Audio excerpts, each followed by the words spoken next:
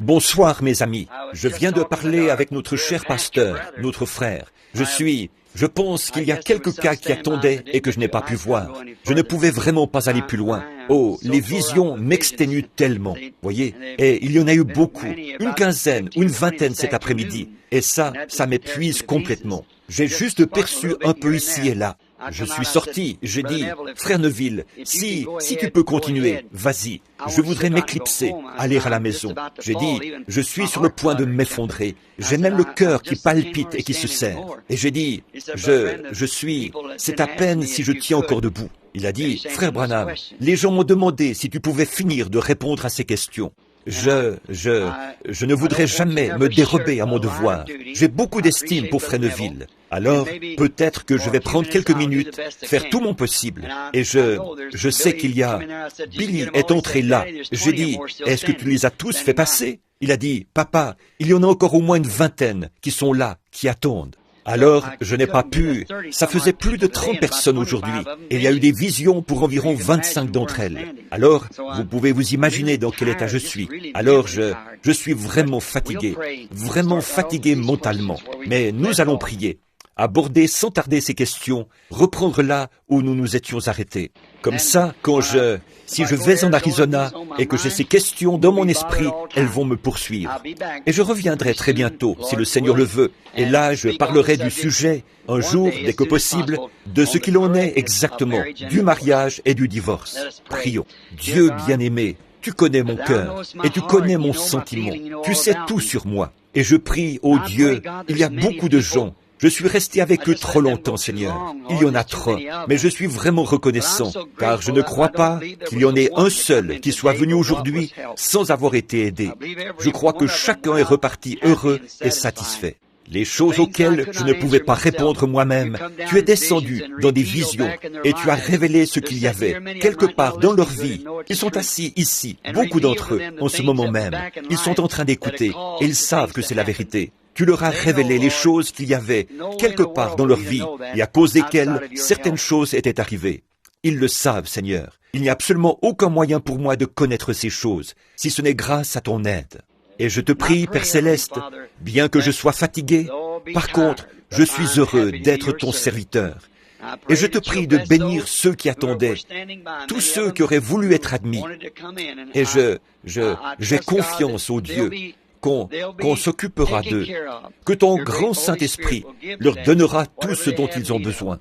Aide-moi à terminer ces questions, Dieu bien-aimé, ou à m'y appliquer de mon mieux, pour que ton peuple obtienne réponse à ces questions. C'est moi qui leur ai demandé de les écrire. Ils les ont écrites, et je me considère comme tenu d'essayer de leur donner une réponse. Alors je te prie de me donner de la force, afin que je sois en mesure d'accomplir mon devoir envers toi et envers les gens. C'est au nom de Jésus que je fais cette prière. Amen. Maintenant, nous allons commencer tout de suite, reprendre là où nous nous étions arrêtés ce matin. Il se peut que je ne sois pas capable de lire certaines d'entre elles, du fait que je suis un peu enroué, parce que j'ai beaucoup parlé. Combien ont bénéficié du discernement aujourd'hui et sont vraiment reconnaissants de ce que Dieu leur a donné, voyez, ceux-là, ce sont les meilleurs de tous. Les services de ce type-là, les choses que vous voulez savoir et les choses qui étaient cachées dans votre vie sont révélées et dites. Et souvenez-vous, beaucoup de ces choses, beaucoup d'entre vous savent que des choses vraiment embarrassantes ont été dites et dévoilées, mais personne ne saura jamais ces choses, seulement moi et Dieu. Et ce qui vous a été dit, ça doit rester entre vous et Dieu. Laissez ça tranquille. Et combien d'entre vous savent que le Seigneur a révélé des choses qui avaient été faites afin de vous aider? Levez la main si ça vous a aidé, voyez, sans même connaître ces gens, ni rien à leur sujet. Mais c'est lui qui l'a fait. Maintenant, passons plus vite aux questions, là, et voyons si nous pouvons prendre... Il y en a encore une autre, ici quelque part. Il est dit, numéro 3. Je crois que celle-ci, c'est une lettre. C'est ça, c'est juste une lettre. Excusez-moi, je vais les poser ici au fur et à mesure.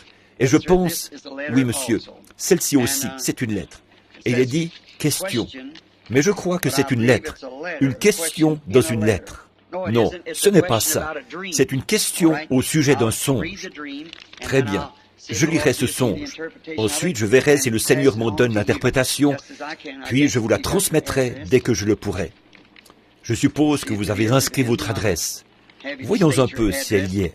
Sinon, je vous demanderai de faire connaître votre adresse, vous qui avez écrit cette question et ce songe. Non, votre adresse ne figure pas. La personne qui a écrit cette lettre, elle est simplement adressée à moi.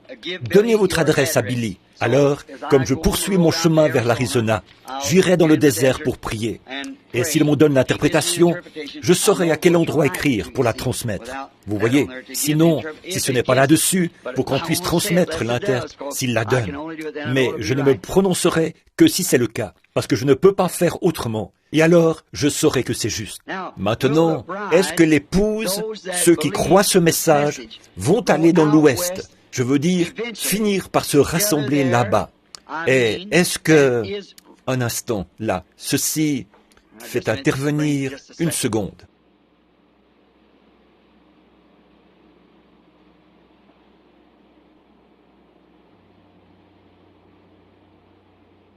Oh, non, ce n'est pas ça. C'est écrit R-E-V, point. Je pensais, c'est Revelation, chapitre. Mais ça ressemblait à Rêve Caps. Et j'étais juste un peu désorienté à cause de ça.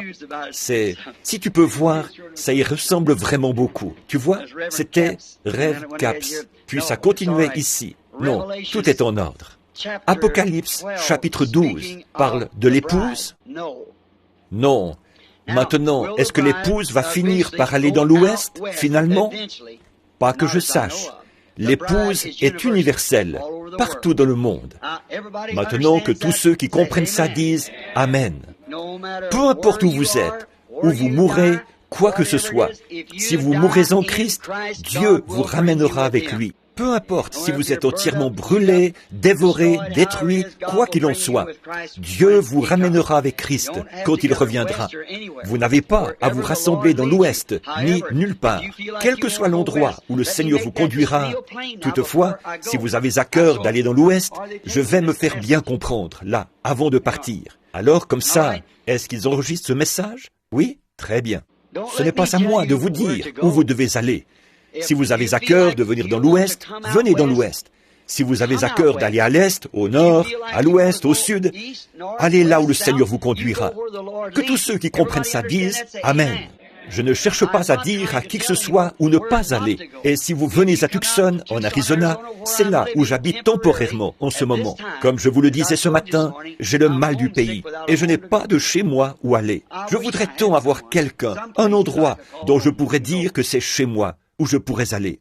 Si, ce soir, si j'avais $10,000 que je puisse donner, un endroit pour le donner librement, pour avoir un endroit dont je puisse dire, ceci est l'endroit que je veux appeler mon chez-moi, je le donnerais volontiers. Je n'ai aucun endroit. Frère Freeman, vous me connaissez depuis mon enfance. Je suis un vagabond. Ne devenez jamais un vagabond. Trouvez un endroit que vous aimez et établissez-y votre demeure. Attendez le Seigneur Jésus. Mais si vous désirez venir dans l'Ouest, à Tucson, en Arizona, là où j'habite, vous êtes les bienvenus. Je serai content que vous soyez parmi nous. Vous êtes mon frère, ma sœur. Je ferai tout ce qui est humainement possible pour vous aider. Et tous ceux d'entre vous qui sont venus là-bas, j'ai fait de mon mieux pour vous faire bon accueil, vous montrer tous les lieux que je connais, vous faire visiter les alentours. Je fais tout ce que je peux, et vous êtes toujours les bienvenus. Par contre, si vous y venez dans ces conditions-là, en pensant que l'épouse, ou quelque chose comme ça, que c'est de Tucson en Arizona, et de là seulement, qu'elle va monter, vous vous trompez. N'y venez pas pour ça. Ne venez pas pour ça, parce que c'est une erreur. Ce n'est pas vrai. Maintenant, Apocalypse, chapitre 12. Mais juste une chose, le Seigneur me révèle ou me parle, c'est que je viens d'avoir toutes ces visions. Vous voyez? Alors c'est assez difficile de les empêcher de venir, voyez? Mais il semble me parler de nouveau, pour que j'en dise plus au sujet de cette question d'aller dans l'Ouest. Bon, comme je l'ai dit auparavant, je ne suis pas là-bas juste pour le plaisir d'être là-bas. Je suis là-bas parce que j'ai été conduit à être là-bas. Mais pour ce qui est de rester là-bas, d'en faire mon chez-moi, ça, je pense que c'est faux. Non, je pense que ce ne sera que pour un court laps de temps, jusqu'à ce que le but dans lequel Dieu m'a envoyé là-bas ait été atteint. Je ne peux pas vous dire ici pourquoi j'y vais, mais je n'y irai pas juste pour le plaisir d'y aller. On demandait dans une question l'autre jour, nous savons pourquoi vous êtes allé en Arizona la première fois. C'était à cause de ces anges qui sont apparus. Pourquoi y êtes-vous retourné la deuxième fois? Vous vous souvenez que cette question est lue? Combien se souviennent que je suis revenu après ça et que j'étais assis là devant le docteur Livell? Je crois qu'il est quelque part dans le bâtiment. Et ma femme, je parlais de l'Arizona et du fait que nous restions ici. Et une main est apparue sur le mur et une lumière qui a écrit en traçant des lettres « Retourne en Arizona ». Combien se souviennent de ça? Voilà pourquoi je suis retourné là-bas. Sans savoir pourquoi j'y retournais. Et quand je suis arrivé là-bas, alors il a révélé pourquoi je devais y retourner. Et si je le dis, alors Satan va contrecarrer ça. Mais il ne connaît pas mon cœur. Il n'est pas la parole. Donc il ne connaît pas mon cœur. Mais si je le dis, alors il l'entend. Donc maintenant, souvenez-vous de ça. Or, quand j'ai dit l'autre jour, j'ai exprimé la chose un peu de sorte que ça vous a peut-être laissé sur une mauvaise impression. J'ai dit, ne venez pas en Arizona. Voyez, je ne voulais pas dire, ne venez pas. Ce que je voulais dire, c'est, si vous êtes conduit à venir, allez-y, venez. Si vous êtes conduit à aller en Californie, en Arizona, où que vous soyez. Mais si vous allez là-bas en disant, Frère Branham, je vais là-bas parce que je crois que vous allez rester là et prêcher la parole. Là, je crois que vous faites erreur. Voyez, le lieu où je prêche, c'est ici même. Dans ce tabernacle, le lieu, c'est ici. Je n'ai pas un seul service en Arizona. Et je ne suis en Arizona que pour quelques heures seulement, chaque fois. Je n'ai pas... J'ai une réunion des hommes d'affaires après Noël, le premier de l'an, à Phoenix. C'est tout ce que j'ai. J'ai promis ça, rien d'autre. Ma prochaine réunion, autant que je sache, c'est ici même, à l'angle de la 8e rue et de la rue Penn, au Branham Tabernacle. J'ai 30 ou 40 sujets, et je sais qu'il faudrait une semaine ou deux pour traiter chacun d'eux, que j'ai à cœur de prêcher ici, au Branham Tabernacle, ici même, à Jeffersonville, dans l'Indiana. Et maintenant, si vous désirez vraiment aller quelque part, pour rester avec la parole, là où notre message, et notre message n'est pas différent, c'est le même message que vous avez entendu toute votre vie. Seulement, il y a quelque chose de plus qui a été révélé, qui s'est ajouté à cela. Ce message est le même message que celui que Luther avait prêché, le même message que celui que Wesley avait prêché, le même message que celui que les pentecôtistes ont prêché. Seulement, il y a quelque chose qui y a été ajouté. Ce que c'est la révélation des sceaux. Ce que ces réformateurs avaient laissé en suspens, vous voyez, qui a été manifesté aujourd'hui, qui ne pouvait pas être connu en ce temps-là. Le message pentecôtiste ne pouvait pas être connu du temps de Luther ou de Wesley. Il fallait attendre jusqu'à l'âge pentecôtiste. Mais l'âge pentecôtiste n'est rien d'autre que l'âge luthérien à un stade plus avancé. Tout comme le maïs qui mûrit, ou n'importe quoi d'autre. Il en était de même pour l'Église. Si j'avais prêché ce soir, j'aurais prêché sur le sujet, je l'ai noté ici dans la Bible, la vigne qui avait été transférée d'Égypte en Palestine. Combien d'entre vous savent que Dieu a dit qu'Israël était sa vigne? Ensuite, là, je me reporte à Jésus comme étant la vigne. Et maintenant, l'Église, qui a été transférée dans le monde, elle n'a pas été plantée dans la terre, mais elle a été plantée en Christ. Elle ne peut donc pas faire autrement que de produire du fruit. Voyez? Et voilà ce qui devait être mon message pour ce soir, si j'avais prêché. Mais j'ai pensé que ce serait mieux de prendre ces questions. Alors j'ai simplement laissé ça de côté. J'apporterai peut-être ça à mon retour. Apocalypse chapitre 12 ne se rapporte pas à l'épouse. Apocalypse chapitre 12, je n'ai pas vérifié, mais je sais ce que c'est. Il s'agit de la femme qui se tenait dans le soleil, la lune sous ses pieds. La lune représentait la loi. La femme représentait Israël, l'Église. Et les 12 étoiles sur son front, c'étaient les 12 apôtres, les 12 âges de l'Église, et ainsi de suite, qui viennent de passer. Voyez? Et le soleil se trouvait à sa tête. En effet, vous voyez, la lune est une ombre du soleil, et la loi était une ombre des biens à venir. Et cette femme, c'est Israël, et non l'épouse. Maintenant, je ne m'attarderai pas trop, parce que je dois terminer ces questions.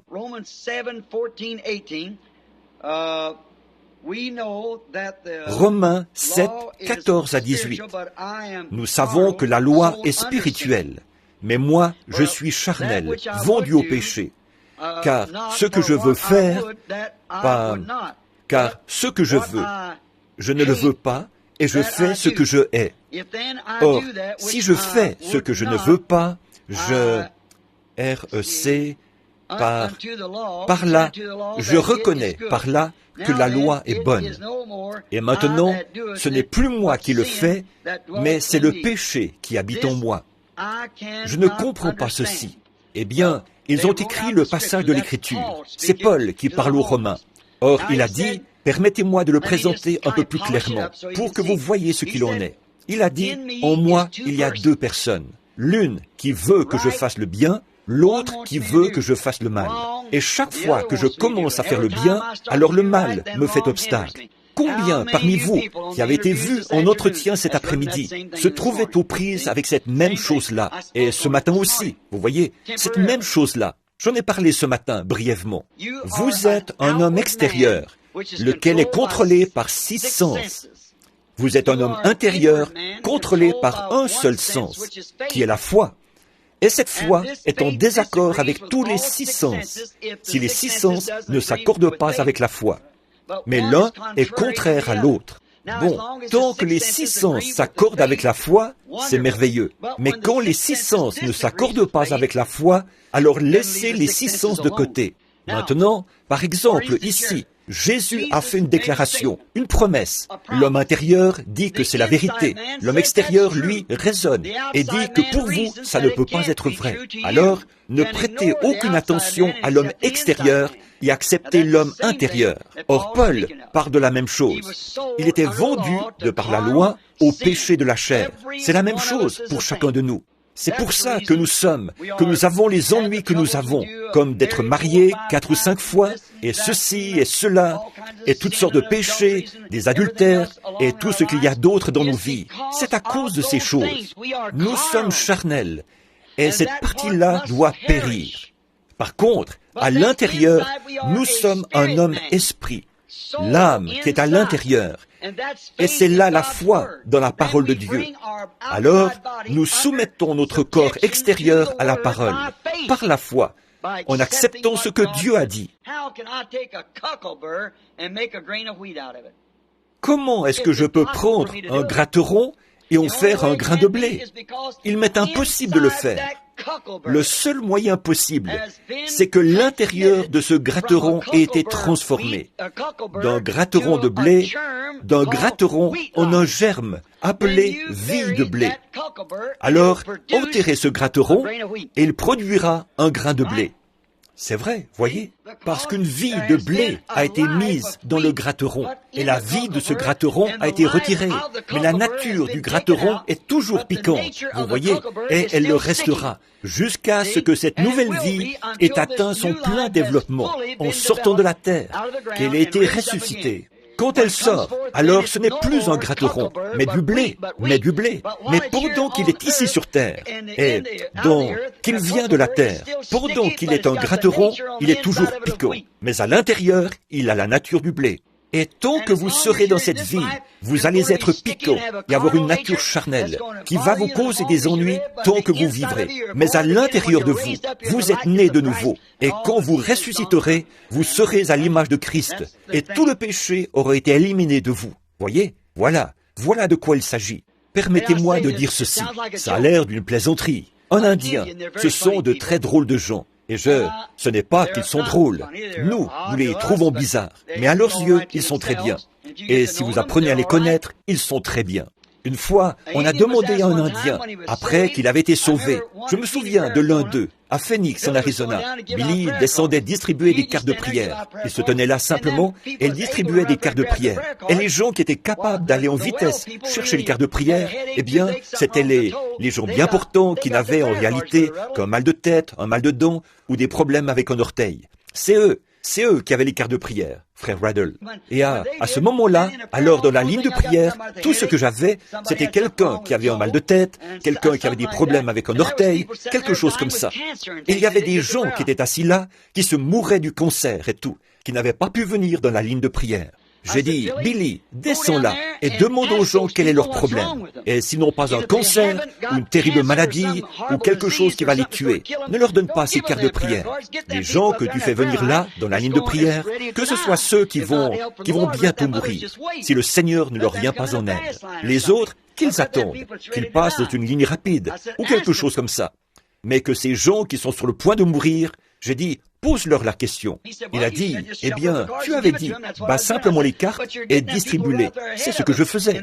J'ai dit, mais tu fais venir ces gens qui arrivent en vitesse et devancent les autres. C'est eux qui ont les pauvres infirmes et tout, ils ne peuvent pas les avoir. Très bien, c'est ce que je vais faire. Il descend. Il y avait un vieil Indien, et ils sont très bizarres. Il ne voulait pas s'asseoir sur une chaise. On lui avait donné une chaise, mais il s'est assis par terre dans la tente. Il portait un chapeau. Il ne voulait pas l'enlever. Une plume dépassait à l'arrière. Il restait assis là. Billy s'est approché de lui en passant. Il a dit, « Vous voulez une carte de prière ?» Il a dit, « Quel est votre problème, chef ?» Il a dit, « Moi, malade. » Il a dit, « Mais quel est votre problème ?» Il a dit, « Moi, malade. » Il a dit, « Mais je veux savoir quel est votre problème. » Il a dit, « Moi, malade. » C'est tout ce qu'il pouvait obtenir de lui. Il a dit, « Très bien, je reviendrai tout à l'heure. » Alors, Billy a continué à demander aux gens. Le vieil Indien ne lâchait pas des yeux les cartes de prière, qui diminuaient de plus en plus. Chaque fois qu'il les sortait de sa poche, il y en avait un peu moins. Alors, au bout d'un moment, le vieil Indien s'est levé. Il s'est avancé. Il a tapé Billy sur l'épaule, pour lui rappeler que lui aussi, il était de la partie. Il a dit, chef, quel est votre problème? Il a dit, moi, malade. Il a dit, eh bien, chef, il faut me le dire. Papa a dit de ne pas donner ces cartes aux gens qui n'avaient que, disons, un mal de ventre, des maux de tête et ce genre de choses-là. Donne-les aux gens qui sont vraiment malades. Il a dit, quelle est la gravité de votre maladie, chef? Il a dit, moi, malade. Il l'a fait rasseoir. Et avant il n'avait presque plus de cartes. Quelques minutes, il ne lâchait pas ses cartes des yeux. Il est revenu. Elle a tapé encore sur l'épaule. Il a tendu la main. Billy a mis la carte dans sa main. Et il a dit, chef, allez écrire là-dessus. Moi, malade. Il est passé dans la ligne de prière. Et alors que je priais pour lui, je lui ai dit, croyez-vous, chef? Il a dit, exact. Et j'ai dit, eh bien, croyez-vous que Dieu va vous guérir? Il a dit, exact. J'ai dit, vous allez être un bon garçon? Il a dit, exact. Je l'ai rencontré à peu près une semaine plus tard. Je crois que frère Fred Sothman était là. C'est quand il y avait les réunions sous la tente. C'était à Phoenix. Et je l'ai rencontré un peu plus tard dans la semaine. J'ai dit, ça va bien, chef? Il a dit, exact. J'ai fini par découvrir en parlant à... Comment s'appelait ce missionnaire là-bas? Ce vieil homme avec une moustache blanche qui travaillait là-bas parmi les Apaches. Son nom m'échappe. Oh, c'est un brave vieillard. Sa femme était guérie du cancer, vous savez. Il a dit, frère Branham, c'est tout ce qu'il sait dire. Il a dit, je lui ai appris à dire, moi, malade. C'est tout ce qu'il sait dire. Exact. Alors, c'est à peu près tout, vous voyez. Exact, moi, malade. Quelqu'un m'a raconté qu'une fois, il y en avait un qui s'était converti, qui avait reçu le Saint-Esprit. Et il lui avait dit, comment ça va? Et il a dit, assez bien et assez mal. Il a dit, eh bien, qu'est-ce que vous voulez dire par là? Assez mal et assez bien. Il a dit, eh bien, depuis que moi recevoir le Saint-Esprit, il a dit, il y a 2 chiens en moi. L'un est un chien noir et l'autre un chien blanc. Il a dit, ils se disputent tout le temps. Il a dit, ils grognent et ils se battent. Il a dit, le chien blanc veut que je fasse le bien, le chien noir veut que je fasse le mal. Il a dit, eh bien, chef, lequel des deux gagne le combat? Il a dit, ça dépend. C'est celui que chef nourrit le plus. Alors ça, je trouve que c'est une bonne réponse. Voyez, ça dépend seulement du combat qui se mène dans le corps, à l'intérieur de vous. Ça dépend de celui que vous nourrissez, de la nature que vous nourrissez. La nature charnelle, qui s'affectionne aux choses du monde, ou la nature spirituelle, qui s'affectionne aux choses de Dieu. C'est ça qui agit.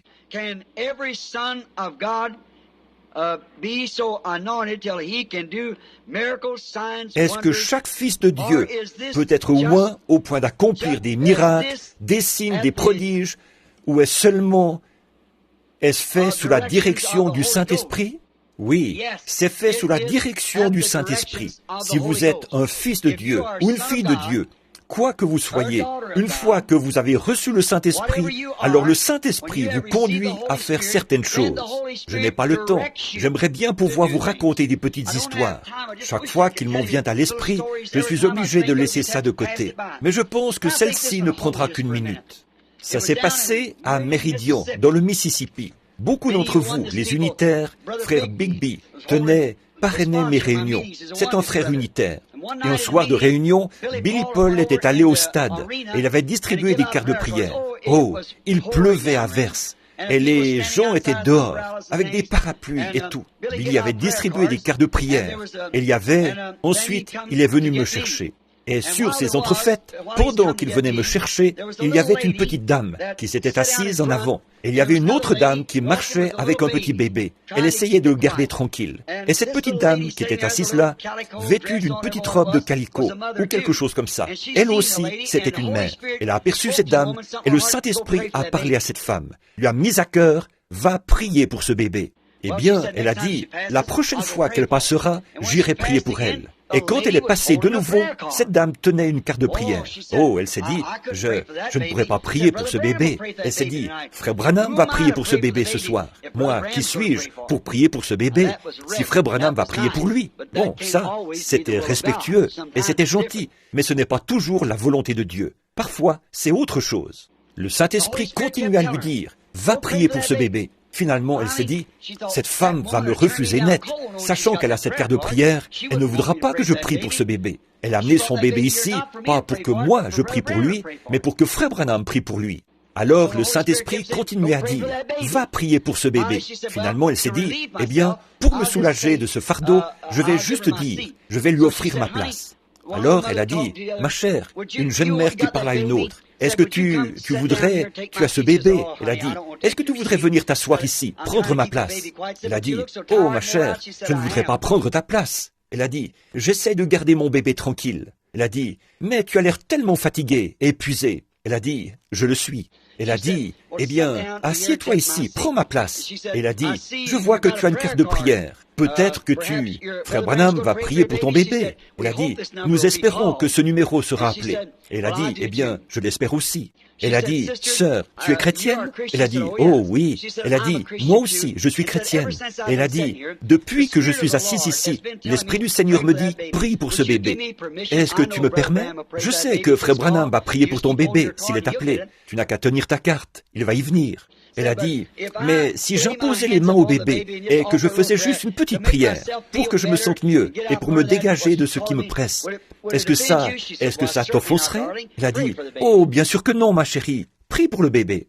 C'était un enfant bleu. Donc, la jeune femme a prié pour lui. Elle a cédé sa place à cette dame. Elle est montée jusqu'au 3e balcon. Et elle était debout. Un chrétien, un frère qui était là-haut, par courtoisie, s'est levé et a offert un siège à cette dame. Alors elle s'est assise. Environ une demi-heure plus tard, je suis entré à la réunion.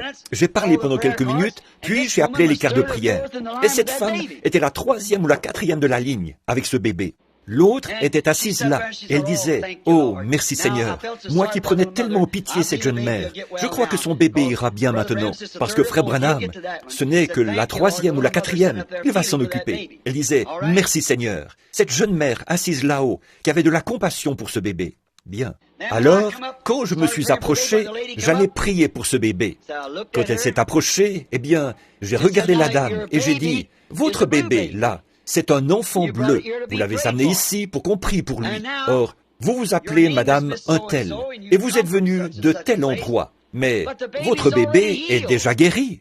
Il y a une femme qui a eu un fardeau sur son cœur. Elle s'appelle Madame un tel. Elle est assise là-haut, au balcon. La première au bout de la 4e rangée, au 3e balcon. Elle a prononcé la prière de la foi pour ce bébé. Le bébé est déjà guéri. Elle a failli tomber de sa chaise, voyez? Maintenant, qu'est-ce qui se serait passé s'il n'avait pas fait ça? Vous voyez ce que je veux dire? Or, cette femme pouvait avoir plus de compassion pour ce bébé, une mère pour un bébé, que moi, je pouvais en avoir pour ce bébé. Voyez? Et puisque cette mère, voyez, est-ce que nous pouvons tous faire des miracles? Oui, quand vous êtes sous la direction du Saint-Esprit pour faire des miracles, allez les faire, parce que c'est dirigé par le Saint-Esprit. Maintenant, si cette femme n'avait pas exécuté ce que Dieu lui avait dit, peut-être qu'elle aurait alors reçu une réprimande de l'Esprit, vous voyez, elle aurait désobéi à Dieu. Toujours, si vous êtes chrétien et que quelque chose vous persuade de faire quelque chose, allez le faire, n'en doutez pas, allez le faire. J'aimerais poser une question. Est-ce que... En voici encore une autre comme ça. Ou bien, je l'ai prise dans la mauvaise. Oui, c'en est une de ce matin. Une femme qui porte un pyjama, est-ce que ça se classe dans les vêtements d'homme? Celle-ci a dû être mélangée ici, avec ces autres questions. Frère Branham, était-ce Dieu qui faisait la chose? Était-ce Dieu? Était-ce moi qui faisais la chose qui est arrivée quand la bande... Oh oui, Nous avons eu celle-là ce matin. Je dois en avoir mélangé quelques-unes. Je devrais les déchirer, mais ça me coûte de le faire. Frère Branham, qui peuplera la terre à l'extérieur de la ville céleste? Expliquez l'ange qu'à chaque personne et qui demeure avec elle de la naissance à la mort. Très bonne question. Je n'aime pas laisser ces questions de côté. Ce sont de bonnes questions. Et je veux que mes enfants connaissent ces choses. Voyez? Maintenant, qui peuplera la terre à l'extérieur de la ville? À l'extérieur, ce sont les rachetés qui peupleront la terre, à l'extérieur de la ville. Mais ceux-ci ne seront pas l'épouse qui a été appelée et élue. L'épouse habitera à l'intérieur du royaume avec le roi. À l'extérieur, il y aura les rois de la terre qui travailleront et qui apporteront leur labeur, qui apporteront non pas leur labeur, mais qui apporteront leurs fruits dans la ville. Et les portes ne se fermeront pas la nuit. Maintenant, cette lumière au sommet de la montagne n'éclairera pas le monde entier. Elle n'éclairera que la ville. Mais elle pourra être vue à distance, à des milliers de kilomètres, peut-être. Mais elle n'éclairera pas la terre. En effet, la Bible dit que dans le nouveau monde, d'un sabbat à l'autre et d'une nouvelle lune à l'autre, voyez, les gens se présenteront devant le Seigneur à Sion, monteront à la ville pour y adorer. Donc, ils seront à l'extérieur de la ville, non pas l'épouse, mais les gens qui reviendront à la seconde résurrection, qui seront cultivateurs, tout comme Adam l'était, et ainsi de suite, et jardiniers. Mais le roi et la reine resteront dans la ville.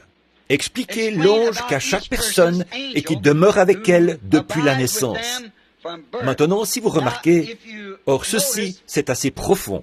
Bon, je n'ai pas du tout, je viens juste de l'apprendre là. C'est écrit en partie à la machine et en partie au crayon ou au stylo. Or, il y a un ange, mais cet ange de l'Éternel, il campe autour de ceux qui les craignent, qui le craignent. Voyez? Or, il n'a pas été promis aux pécheurs d'avoir des anges. Il n'y a que les rachetés qui ont des anges. Le saviez-vous? Les anges de l'Éternel campent autour de ceux qui le craignent. Or, les anges, ce sont des messagers. Je veux vous faire remarquer ceci. C'est vraiment parfait. Et ça va vous prouver la prédestination. Voyez?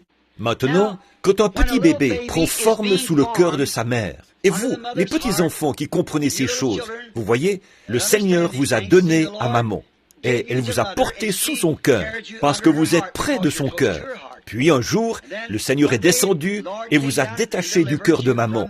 Il vous a séparé de son cœur, mais vous serez toujours dans son cœur.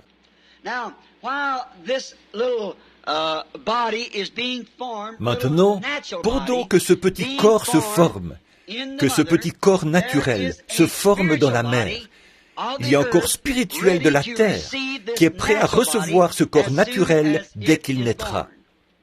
Or, le bébé naît avec des muscles vivants, un cœur qui bat, mais aucun souffle de vie en lui. Ce sont des muscles qui se contractent, voyez? Par contre, vous voyez, si c'était autrement, s'il n'y avait pas d'esprit qui devait venir en lui plus tard, alors notre souffle pourrait nous quitter, nous ne respirerions plus, tout en étant quand même vivants. Mais quand ce corps ne reçoit pas d'oxygène, de souffle, l'inspiration et l'expiration de nos poumons, alors nous sommes morts. Bon, mais quand la mère, le petit bébé descend du cœur de sa mère vers la terre, descend, vous comprenez ce que je suis en train de dire, la façon dont pourquoi je le dis de cette façon. Quand le petit bébé descend, qu'est-ce qui arrive? Aussitôt qu'il sort, s'il ne se met pas à crier, le docteur, la sage-femme ou celui qui est là lui donne une claque sur les fesses, le déplie. Celui-ci doit recevoir un choc. Et qu'est-ce qui arrive? Remarquez, une mère, elle peut être tout à fait mesquine et cruelle, mais juste avant que le bébé naisse, il y a une certaine bonté qui s'installe.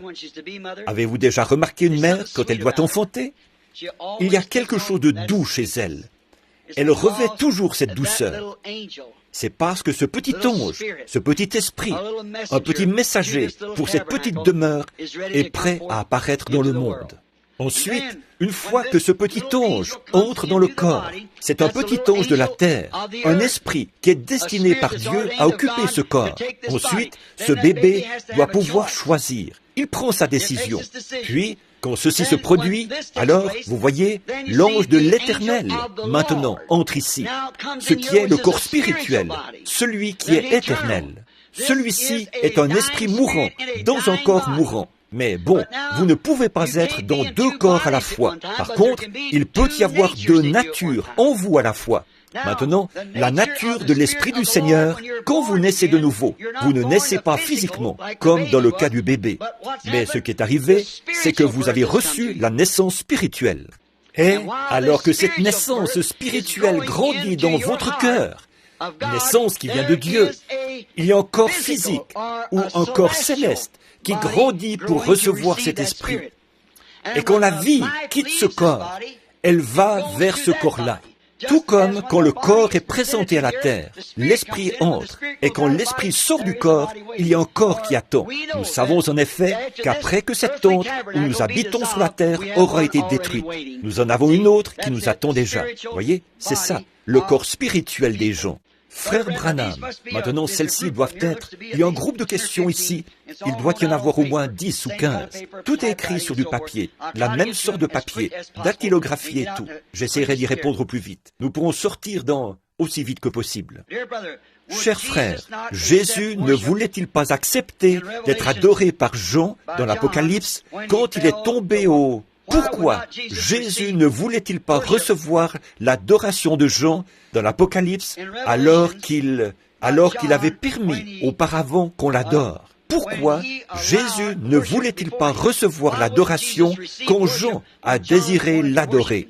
Mon cher frère ou ma chère sœur, qui que vous soyez, ce n'était pas Jésus qui ne voulait pas recevoir l'adoration. Dans Apocalypse 22, 8, vous lirez que c'était le prophète, l'ange, qui ne voulait pas recevoir d'adoration. Quand Jean est tombé pour adorer l'ange qui lui avait montré ces choses, celui-ci a dit, « Garde-toi de le faire, car je suis l'un de tes confrères, je suis l'un des prophètes. » Voyez, je suis ton confrère, ton compagnon de service, l'un des prophètes.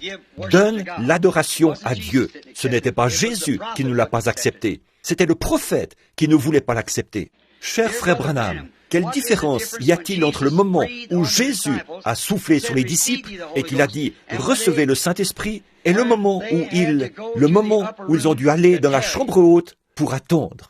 C'était une promesse qu'il leur avait faite. Il a soufflé sur eux sa promesse en disant « Recevez le Saint-Esprit ». C'était une promesse. Ils sont allés dans la chambre haute pour attendre l'accomplissement de cette promesse. C'est la même chose quand nous vous imposons les mains pour que vous soyez guéris. Ensuite, vous continuez à vaquer à vos occupations en attendant l'accomplissement de la promesse. Frère Branham, Jésus a-t-il changé de masque physique plusieurs fois quand il est apparu aux disciples après sa résurrection? A-t-il changé de masque physique? Je n'en sais rien. C'est que, d'après moi, ce qui s'est passé là, ce n'est pas qu'il a changé de masque. Ce qu'il a fait, c'est qu'il les a empêchés de le voir ou de le reconnaître.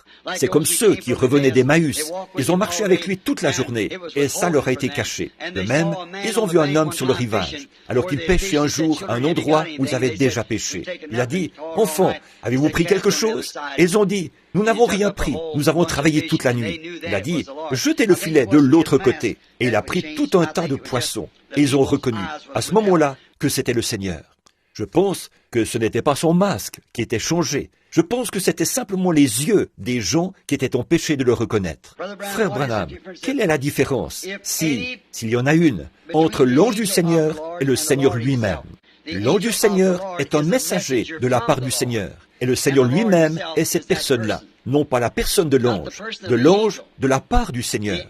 Je vais vous montrer. Parlons du point de vue terrestre. Voici un ange de la part du Seigneur. Du point de vue terrestre, voici un ange de la part du Seigneur. Du point de vue terrestre, voici l'ange de la part du Seigneur.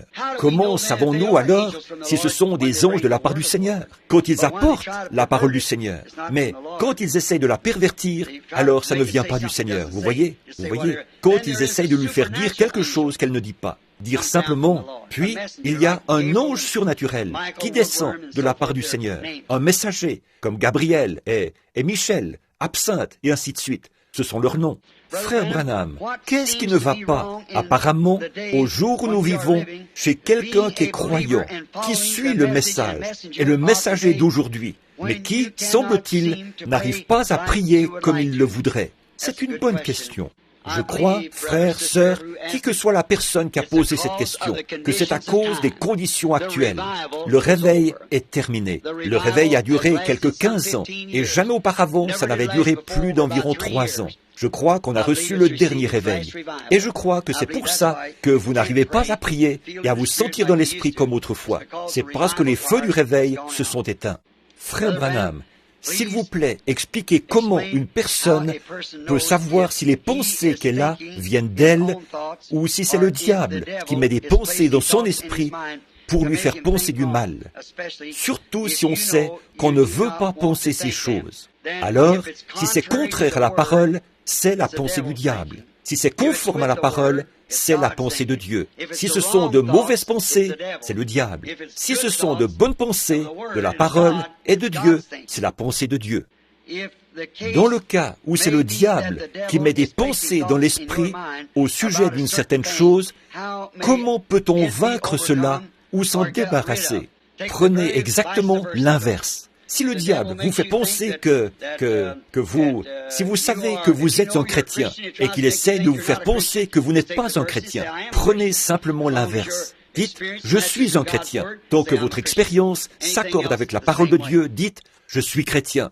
C'est la même chose pour tout le reste. Quand vous répondrez à ceci, s'il vous plaît, priez pour que je vainque ceci, car je ne suis pas seul. Que Dieu vous accorde cette victoire, qui que vous soyez. Que vos pensées soient tout de suite ramenées de l'autre côté et dites, je suis un chrétien, je suis un croyant. Satan, tu n'as aucune prise sur moi. Franchement, je me tiens ici même, en ce moment, en train de dire la même chose. Je me retiens pour ne pas m'évanouir ici à la chair. C'est vrai, 4 ou 5 fois, j'ai failli m'effondrer sur la chair. C'est la vérité. Dieu sait que c'est vrai. Quand quelqu'un se rend compte qu'il a un complexe d'infériorité ou un complexe quelconque, comment peut-il vaincre cela? Donc, cette chose serait-elle causée par le fait que, pendant son enfance, il était fils unique? Prenez exactement le contraire. Si vous voulez toujours imposer votre volonté, un enfant gâté qui veut toujours n'en faire qu'à sa tête, alors faites volte-face. Prenez de tout votre cœur la direction opposée. Si vous êtes égoïste et que vous voulez tout garder pour vous, alors commencez à donner ce que vous avez. Voyez, faites tout ce que... Prenez simplement la direction inverse. C'est ça le moyen de vaincre n'importe quoi. C'est un contrepoison. Vous, ma vieille mère du Sud, avait l'habitude de dire, le poil du dos du chien calme la morsure. Et ça s'applique aussi pour ceci. Frère Branham, à quel achèvement devrions-nous laisser nos préadolescents participer? Excusez-moi, c'est à quelles activités nos préadolescents devraient-ils anticiper, participer? Aussi, comment devrions-nous nous y prendre pour les aider à choisir leurs amis? Gardez-les en compagnie de chrétiens le plus longtemps que vous pourrez. Gardez-les avec, si c'est une fille, gardez-la avec des jeunes filles chrétiennes et avec des jeunes hommes chrétiens si c'est l'inverse. Si elle est assez âgée pour fréquenter un garçon, veillez à ce qu'elle fréquente un bon garçon. Découragez-la de fréquenter n'importe quel autre garçon ou le garçon vis-à-vis de la jeune fille. Si elle fréquente un incroyant, essayez de l'encourager à fréquenter un croyant. Et vice-versa. Faites de votre foyer un lieu agréable. Faites de votre foyer un lieu où votre fille ou bien votre fils n'auront pas honte d'amener leurs amis devant leur père et leur mère, de les faire entrer dans leur maison. Et faites de votre foyer un lieu où règne le bonheur, si bien qu'ils se plairont à rester à la maison. Oh là là, en voici 7, l'une derrière l'autre. Je ne vais continuer que quelques minutes encore. Frère Branham, avez-vous fait des déclarations dernièrement, disant que l'âge de l'Église est terminé, celui de Laodicée? Non, je n'ai jamais dit qu'il est terminé. Si c'est le cas, vous avez mal compris, ou je me suis mal exprimé. Celui-ci est le dernier âge de l'Église. C'est la fin des âges de l'Église, Laodicée. Il n'est pas encore terminé. Quand il se termine, l'Église est partie. Donc, tant que l'Église est ici, il n'est pas encore terminé. Voyez? Puisque l'âge de l'Église est terminé et a été plongé dans l'obscurité, que l'épouse a été appelée, nous sommes déjà dans la période de la tribulation, Non, non, non. J'aimerais avoir plus de temps pour pouvoir m'étendre là-dessus. Voyez? Voyez, l'épouse, quand elle sera enlevée de l'Église, c'est là que l'âge de l'Église prendra fin. L'Odyssée sombre dans le chaos. L'épouse rentre dans la gloire et la période de la tribulation s'installe sur les vierges endormies pendant 3 ans et demi, au cours desquels Israël reçoit sa prophétie. Ensuite, la tribulation s'installe sur Israël. Et ensuite a lieu le combat d'Armageddon qui détruit toute chose. Puis, l'épouse revient avec l'époux pour 1000 ans, le règne du millénium. Après cela vient le jugement du trône blanc. Après cela viennent les nouveaux cieux et la nouvelle terre, et la nouvelle ville qui descend du ciel d'auprès de Dieu. L'éternité et le temps fusionnent. Le Saint-Esprit vous a dit que les trompettes n'ont rien à voir avec l'épouse. Est-ce que les 7 coupes ont quelque chose à voir avec nous? Je vais attendre pour voir si le Saint-Esprit le révèle de cette manière. Je ne sais pas encore. Le prophète de Malachie 4 sera-t-il celui qui appellera le reste des nations d'Apocalypse 7, 9? Bien que ces gens-là passent par la période de la tribulation. Non, non. Après Apocalypse 7, c'est là qu'il a vu les 144 000 scellés. Et après ça, ce qu'il a vu paraître, revenir, c'était cette grande foule que personne ne pouvait compter, c'est-à-dire l'épouse. Ça devra, Malachie 4, ce sera terminé. L'épouse aura été enlevée au ciel. Et ensuite, ce groupe de Élie et Élisée reviennent sur la terre pour... L'Église doit passer par la période de la tribulation. Mais Élie et Élisée n'auront rien à faire avec les vierges endormies. Elles font partie des nations. Ils seront envoyés seulement aux Juifs. Les 7 tonnerres qui correspondent à cet mystère ont-ils déjà été révélés? Ont-ils été révélés dans les 7 sceaux, mais sans que jusqu'ici, ils nous soient encore connus comme étant les tonnerres? Non, ils ont été révélés dans les 7 sceaux. C'est à ça que les tonnerres se rapportaient. Ils devaient révéler les 7 tonnerres qui ont fait entendre leur voix, et personne n'arrivait à comprendre ce que c'était. Jean savait ce que c'était, mais il lui était défendu de l'écrire.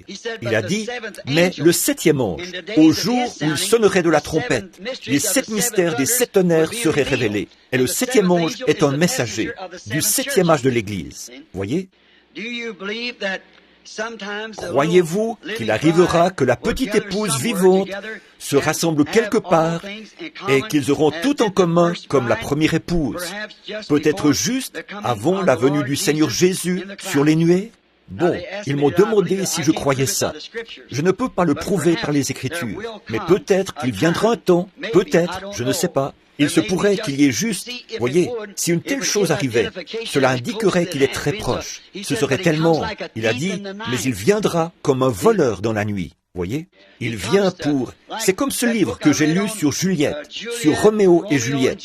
Il vient et enlève son épouse pendant la nuit. Elle sera enlevée en un instant, en un clin d'œil. Voyez?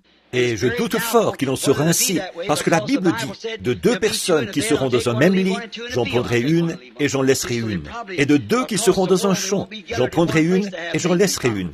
Voyez, alors probablement d'un bout à l'autre du monde, ils ne seront pas rassemblés dans un seul lieu pour avoir tout en commun, mais ils seront dispersés par petits groupes sur toute la surface de la terre. Je crois que peut-être que, si le Seigneur le permet, ceci est un petit groupe d'entre eux. Peut-être qu'il y a un autre petit groupe en Asie, en Allemagne, un autre ailleurs. Quand j'ai eu une vision de l'épouse l'autre nuit, ceux qui la composaient étaient de différentes nations du monde.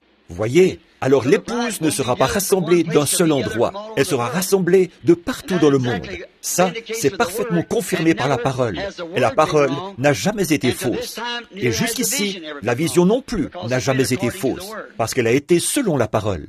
Est-il possible que quelqu'un qui possède un vrai et authentique baptême du Saint-Esprit, en cette heure, ne soit pas pris dans l'enlèvement de l'épouse? Pourriez-vous, s'il vous plaît, l'expliquer? Dites-nous si nous pouvons faire quoi que ce soit pour aider à alléger votre fardeau. C'est gentil ça, n'est-ce pas? Voyez? Non. Il n'y a rien que vous puissiez faire en ce moment. Oui, les croyants authentiques qui ont été baptisés du Saint-Esprit seront dans l'épouse. Bien entendu, ils ont été choisis et appelés à sortir. Les vierges endormies n'avaient pas d'huile. Celles qui avaient de l'huile sont entrées. Mais que pouvons-nous faire pour alléger le fardeau? Oui, frères, sœurs, qui que soit la personne qui écrit ceci, priez pour moi. C'est la meilleure chose que vous puissiez faire. Merci. Je n'ai pas besoin d'argent. J'en reçois suffisamment pour pourvoir à mes besoins. Je remercie le Seigneur pour ça. Je n'ai pas besoin de vêtements. La plupart du temps, les gens me donnent les vêtements que je porte. Mes amis et tout me donnent des vêtements. Et je reçois assez d'argent pour nourrir ma famille. C'est tout ce qu'il nous faut. Il semble. Par contre, vous pouvez prier pour moi, parce que j'ai vraiment besoin d'aide spirituelle. Il semble, parmi les ministres de la parole, que nous ayons peu, sinon aucun fardeau pour prier, pour prêcher, pour jeûner ou pour les âmes perdues, qui pourraient encore se trouver là-bas, quelque part dans le monde. S'il vous plaît, pourriez-vous nous dire ce qu'il faut faire face à cette situation? Merci beaucoup, frère Branham. Ce doit être un ministre. Il n'a ajouté aucune signature à ces mots. Frère, il m'a fallu donner ces réponses alors que j'étais fatigué, épuisé, et un peu, vous savez, en ne me sentant pas très bien. Alors j'espère que ça a répondu aux questions. Je vous remercie beaucoup, et je ne me rappelle plus ce que j'allais lui répondre. Prédicateur, ministre, pourquoi nous avons ces fardeaux, n'avons pas de fardeau pour les âmes perdues? Je crois que c'est un manque de réveil. Je crois que nous devrions encore essayer de prier Dieu, de nous donner la passion des âmes perdues jusqu'à ce que Jésus revienne. Frère Branham, croyez-vous que tous ceux qui ont le Saint-Esprit parlent en langue? Non. Je sais que vous dites que le parler en langue n'est pas la preuve qu'on a le Saint-Esprit. S'il vous plaît, expliquez 1 Corinthiens 12, 30. Pourrais-tu prendre 1 Corinthiens 12, 30? Je pense, tous parlent-ils en langue? Et ainsi de suite. Je n'en suis pas sûr. Je vais essayer d'en prendre une autre pendant qu'ils y répondent. Frère Branham, pourriez-vous, s'il vous plaît, expliquer Job 14, 21? Oui, Job 14, c'est si un homme meurt, revivra-t-il? Oh, si un homme meurt, Job parlait de la résurrection. Je pense que j'ai eu cette question l'autre matin. N'était-ce pas ça? Ou était-ce chez Charlie? Quelque part. Madame Cox était là. Job, il avait vu les fleurs, comment elles meurent et revivent, mais lui descendait dans la terre et ne pouvait pas revenir. Ensuite, il lui était expliqué que quelque chose avait péché. Il voulait obtenir un médiateur entre lui et Dieu, et là, il a vu la venue du Seigneur. Qu'est-ce que c'est, frère? Je pense que c'était 1 Corinthiens 12, 30. Oui, tous parlent-ils en langue? C'est ce que je pensais. Mais je n'en étais pas sûr, à cause de cet état de fatigue. Mais non, tous ne parlent pas en langue, tous n'interprètent pas, tous ne disent pas ces choses. Puis, le chapitre qui vient tout de suite après, quand je parlerai les langues des hommes et des anges, si je n'ai pas la charité, je ne suis rien. Voyez, Paul, en d'autres termes, il leur dit, tous parlent-ils en langue? Bien sûr que non. Tous prophétisent-ils? Non. Mais aspirez aux dons les meilleurs. Et je vais encore vous montrer une voie par excellence. Voyez, tous ne parlent pas en langue. Allez-vous avoir un autre service de discernement avant de repartir? Sinon, est-ce possible d'avoir un entretien particulier? J'espère que vous en avez eu un. Bon, il ne me reste plus beaucoup. Je vais faire mon possible pour essayer d'y répondre. Je me souviens de vous avoir entendu parler d'un triste spectacle que vous aviez vu. Un ange, un aigle, qui battait des ailes dans une cage, qui cherchait désespérément à se libérer. Ma précieuse mère est dans cette situation-là. Il ne lui a pas été permis, depuis 3 ans, de recevoir à la maison ses 3 enfants mariés, parce qu'ils refusent de se soumettre à la doctrine de leur père. Celui-ci est un prédicateur dénominationnel. Maman désire entendre ce message du temps de la fin, et je ne peux même pas lui faire parvenir une lettre. Jusqu'à quel point doit-elle être soumise? Y a-t-il quelque chose que je puisse faire à part prier? Ce serait la seule chose à faire, que je sache. Son mari, qui est ministre, ne veut pas lui laisser entendre la parole. Elle veut l'entendre, mais il ne veut pas lui permettre de l'entendre. Alors priez simplement pour elle. Je crois que cette femme est sauvée, bien entendu. Frère Branham, est-il possible pour quelqu'un d'être perdu est de finir en enfer s'il rejette la lumière de la parole, même s'il possède une véritable expérience de justification et de sanctification. Oui, monsieur, c'est tout à fait exact. Quand vous employez cette expression de dire que si nous ne croyons pas la parole, nous serons éternellement séparés de Christ, voulez-vous dire que les vierges folles vivront éternellement, mais qu'elles seront séparées de la nouvelle Jérusalem où Christ habitera avec l'épouse? Il s'agit ici des gens qui n'ont pas le Saint-Esprit, qui ne sont pas nés de nouveau, conformément à ce que l'Écriture enseigne. Si la naissance naturelle exige de l'eau, du sang et l'esprit, la naissance spirituelle n'exige-t-elle pas les 3 étapes de la grâce avant que la personne soit vraiment née de nouveau? Absolument. Je viens d'expliquer ça ce matin. La même chose, à propos du même sujet.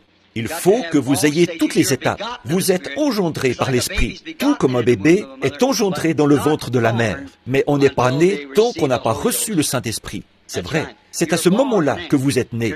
Vous n'êtes pas converti, vous êtes en voie de conversion, jusqu'à ce moment-là.